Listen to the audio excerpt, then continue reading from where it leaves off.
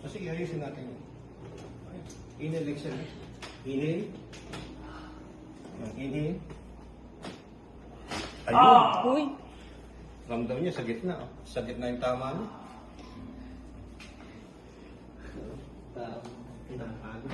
Ano, ramdam mo yung sa gitna. Ano? Kasi niya may scoliosis ka bata. Ang spinal niya nakaganon. Kaya apektado yung baba. So, kuwari ito gumanon, apektado po. Dito umaangat. O dito sa kabila ng bata. Dito natin. May tunog ka na sa gitna, ano? Sa gitna yung tama mo. Doon na nagsupungan eh. O ito. Ano mo dito? Eh yung L4, L5, ito L2, L3.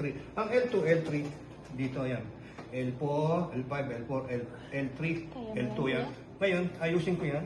Inhale, exhale, ah. Inhale. Ayun! Oh, grabe! Tumunog mo. Grabe! Ito Dami! Dami, ano? Ano? Kaya tanong gano'n. Oh. Dami, ano? Dami, ano? Ano bata?